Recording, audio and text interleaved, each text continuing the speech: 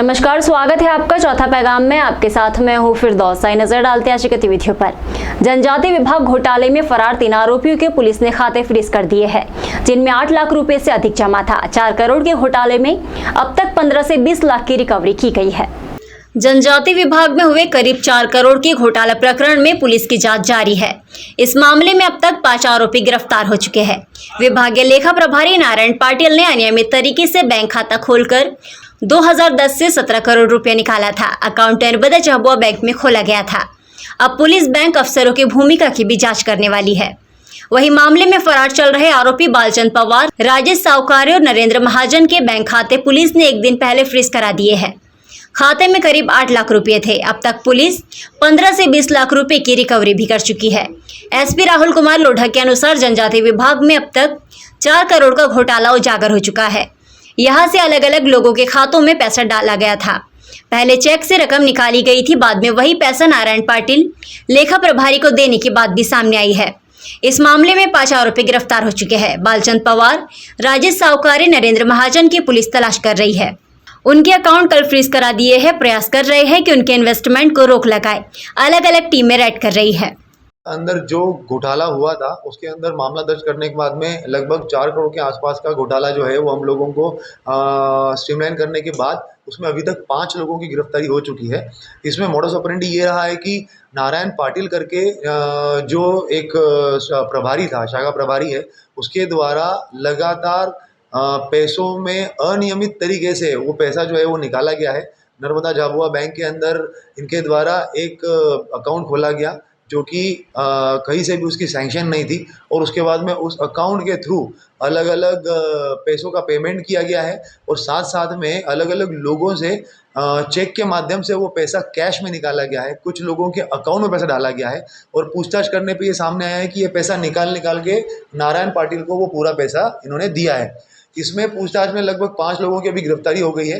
3 लोग जो बालचंद पवार, राजेश सावकारे और नरेंद्र महाजन, ये तीनों की अभी पुलिस जो है वो लगातार तलाश भी कर रही है। इन लोगों के ऊपर हम लोगों ने 82-83 की कार्रवाई जो है वो इनिशिएट कर दी है, और साथ साथ में इनके जो अकाउंट्स थे वो अकाउंट्स के डिटेल लेके उसको कल हम लोगों ने पूरे के पूरे अकाउंट्स भी फ्रीज करवाए हैं।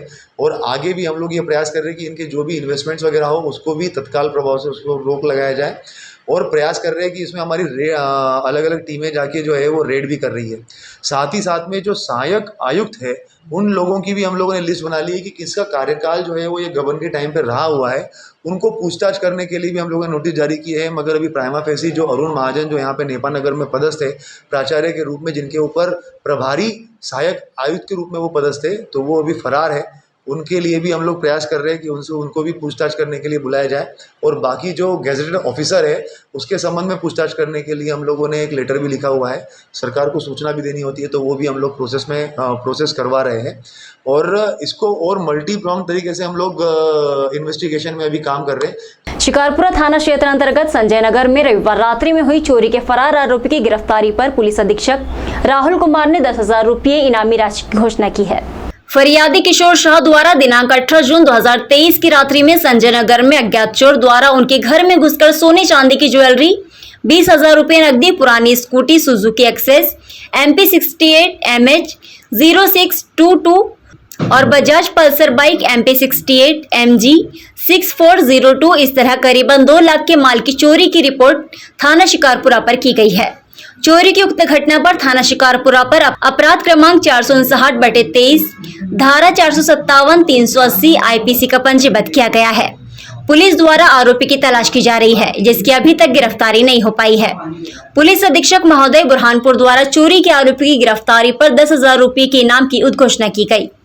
जो कोई व्यक्ति आरोपी की सूचना देगा और गिरफ्तार करवाएगा उसे 10,000 रुपये के नगद पुरस्कार से पुरस्कृत किया जाएगा। एक प्रेस वार्ता लेकर कर्मचारी संगठन के नेताओं ने कहा है कि जब एक देश एक विधान है तो एक देश एक पेंशन क्यों नहीं लागू की जा रही। वही राष्ट्रीय अध्यक्ष बुरहानपुर आ रहे हैं जो एक रैली को संबोधित करेंगे। जब एक देश एक विधान है तो एक देश एक पेंशन क्यों नहीं। मान्यों को तो पेंशन मिल रही है और हम वंचित हो रहे हैं। हम न सिर्फ GST भर रहे हैं बल्कि इनकम टैक्स भी अदा कर रहे हैं, फिर हमारे साथ ये पक्षपात क्यों। पेंशन पाना हमारा समान अधिकार है। ये सवाल कर्मचारियों के संयुक्त मोर्चा ने प्रदेश सरकार से किए हैं। बुधवार शाम आयोजित प्रेस कॉन्फ्रेंस में NMOPS संरक्षक ठाकुर संतोष सिंह दीक्षित ने कहा, 2004 से अफसर कर्मचारियों की पुरानी पेंशन बंद है। इसे लेकर समय समय पर आंदोलन किए गए, लेकिन सरकार ने नहीं सुनी। 22 जून को पुरानी पेंशन बहाली संघ के राष्ट्रीय अध्यक्ष विजय बंधु बुरहानपुर आएंगे। वो देश भर में यात्रा निकाल रही है। बुरहानपुर में इस यात्रा का समापन होगा, जिसमें 10,000 से अधिक कर्मचारी अपने परिवार सहित शामिल होंगे। रैली सुभाष स्कूल से शाम 6 बजे शुरू होकर शनिवारा जयस्तंभ, इकबाल चौक, कमल टॉकीज, अंबेडकर चौराहा पर पहुंचेगी। यह संविधान निर्माता डॉक्टर बाबा साहेब भीमराव अंबेडकर के चरणों में ज्ञापन सौंपा जाएगा। सरकार की सद्बुद्धि की प्रार्थना की जाएगी। संबोधन के बाद समापन होगा। शाहपुर नगर के सामुदायिक स्वास्थ्य केंद्र में गर्भवती माताओं और शिशुओं को स्वास्थ्य सुरक्षा के लिए टीके लगाए गए। बुरहानपुर जिले के शाहपुर नगर के सामुदायिक स्वास्थ्य केंद्र में बीएमओ डॉक्टर विक्की चौकसे के मार्गदर्शन में एएनएम मनीषा साल्वे ने गुरुवार को गर्भवती माताओं और बच्चों को टीके लगाए।